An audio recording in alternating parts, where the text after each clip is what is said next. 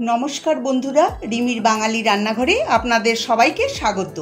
আজকে আমি আপনাদের সঙ্গে চটপটা আলুর চাট শেয়ার করব।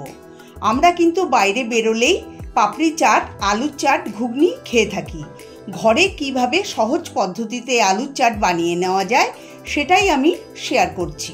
রেসিপিটা ভালো লাগলে লাইক, কমেন্ট, শেয়ার করার অনুরোধ রইল।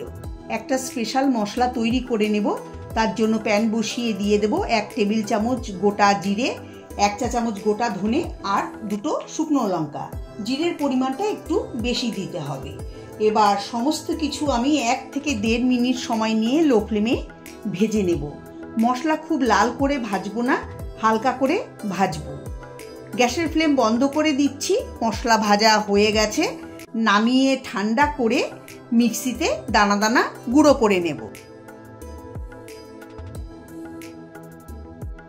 তৈরি হয়ে গেল ভাজা মশলা। এবার আমি সমস্ত কিছু কেটে রেডি করে নেব। এখানে আমি 2টো ছোট সাইজের আলু সেদ্ধ করে খোসা ছাড়িয়ে নিয়েছি। এখন আলু গোল গোল করে কেটে নিচ্ছি। এবার একটা মাঝারি সাইজের টমেটো বোটার দিকের অংশ ফেলে দিয়ে প্রথমে হাফ করে, তারপর লম্বা লম্বা আর একটু পাতলা করে কেটে নিচ্ছি।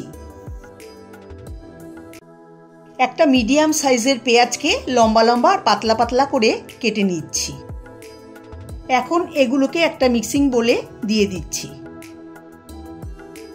এখন এর মধ্যে অ্যাড করব 2টো কাঁচা লঙ্কা পাতলা পাতলা করে কেটে, দিয়ে দেব একটু বিট নুন আর নুন অল্প পরিমাণে, 1/4 চা চামচ গোলমরিচের গুঁড়ো। এবার এর মধ্যে দিয়ে দেব আলুর চাটের স্পেশাল মশলা, যেটা আমি তৈরি করে রেখেছিলাম, সেই মশলা দিয়ে দিলাম। এরপর অ্যাড করব চাট মশলা 1/2 চা চামচ, ধনেপাতা কুচি 3 টেবিল চামচ। এরপর দেব তেঁতুলের জল। আপনারা কে কেমন টক পছন্দ করেন সেই বুঝে দিয়ে দেবেন। আর দেব অর্ধেক পাতিলেবুর রস।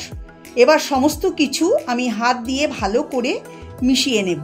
আপনারা চাইলে চামচ দিয়েও মেশাতে পারেন।